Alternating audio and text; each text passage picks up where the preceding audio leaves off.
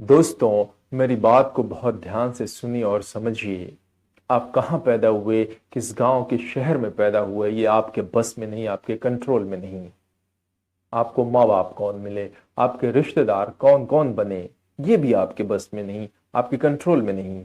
पर हाँ, पढ़ लिख कर आप क्या बनना चाहते हैं, कौन सा काम, कौन सा प्रोफेशन चुनना चाहते हैं, ये पूरी तरह आपके बस में है, आपके कंट्रोल में है। पर सवाल ये उठता है कि क्या आप जानते हैं कि आप क्यों पढ़ रहे हैं, क्यों स्कूल जा रहे हैं।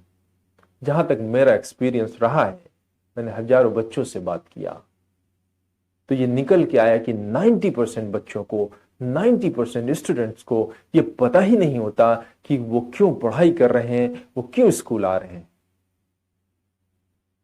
बड़ा दुख भी होता है, पर कोई बात नहीं। आज मैं इस वीडियो के जरिए ये बताऊंगा कि आप अपने पढ़ाई के पीछे के पर्पस को कैसे डिसाइड करिए, अपना लक्ष्य कैसे बनाइए, सही लक्ष्य कैसे बनाइए। उसका एक जो पूरा प्रोसेस है, चलिए उसको स्टेप बाय स्टेप समझते हैं।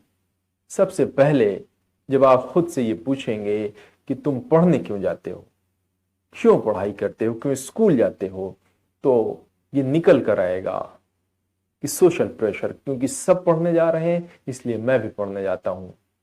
क्योंकि लोग क्या कहेंगे, लोग क्या सोचेंगे कि अनपढ़ है, जाहिल है, गंवार है, इसलिए पढ़ने जा रहे हैं। या तो माँ बाप का डर, माँ बाप ये कहते हैं कि जाओ पढ़ने जाओ, इसलिए जा रहे हैं।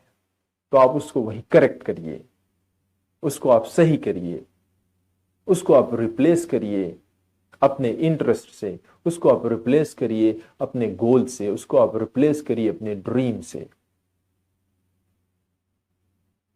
फिर आप सोचिए कि आपको क्या बनना है। जब आप ये सोचने जाएंगे, जब आप अपना लक्ष्य डिसाइड करने जाएंगे, तो बड़ा कंफ्यूजन होता है। कभी लगता है डॉक्टर बनना सही है, कभी लगता है इंजीनियर, कभी लगता है डिफेंस, और कभी लगता है सिविल सर्विस।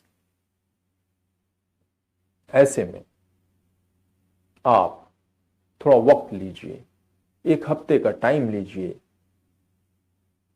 और आप अपने दिमाग से किसी भी तरह का इन्फ्लुएंस या किसी भी तरह के प्रभाव को मिटा दीजिए।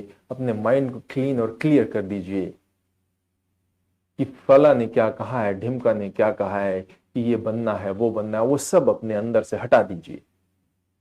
आप अपने माइंड को क्लीन करिए। उसके बाद आप लोगों की ऐसे मदद ले सकते हैं कि आप उनको देखिए, उनके काम को ऑब्जर्व करिए, उनको करते हुए देखिए।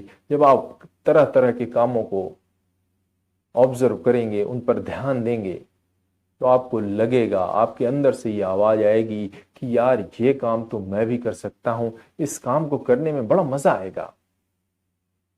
इस तरह से आपको एक इंटरेस्ट अपना समझ में आएगा, आप अपना इंटरेस्ट फाइंड आउट कर पाएंगे।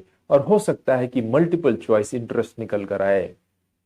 जब मल्टीपल चॉइस निकल के आए तो उसको और फिल्टर करिए, ताकि आपका ग्रेटेस्ट इंटरेस्ट निकल कर सामने आपके आए, ताकि आपका जो लक्ष्य बने, फाइनल लक्ष्य, वो आपका ग्रेटेस्ट इंटरेस्ट हो।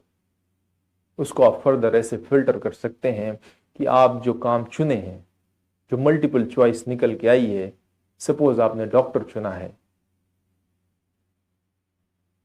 तो डॉक्टर का जो मूल काम होता है वो लोगों के दर्द को कम करना, लोगों की जान बचाना।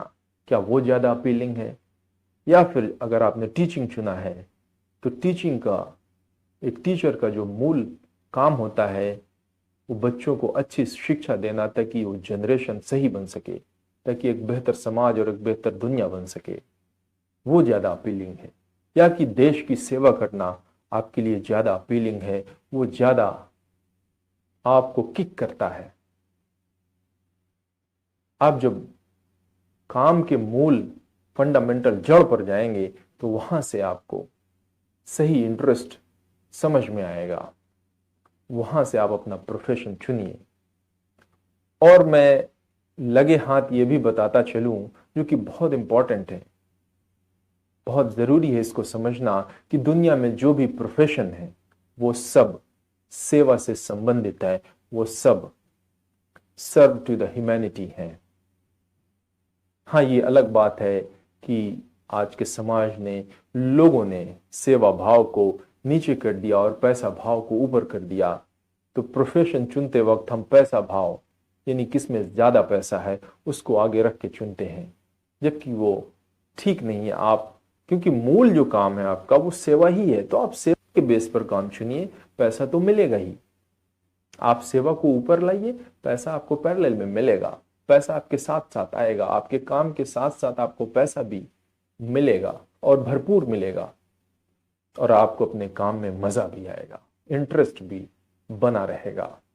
और जब दोस्तों एक बार आपने अपना कैरियर डिसाइड कर लिया, आपने अपना काम चुन लिया, आपने अपना प्रोफेशन, अपना लक्ष्य, अपना ड्रीम डिसाइड कर लिया, तो फिर कुछ भी हो जाए आप पीछे मत हटिए। चाहे जितनी बाधाएं आ जाएं, चाहे जितनी रुकावट आपके रास्ते में आए, पर आप रुकिए मत, आप बस चलते रहिए।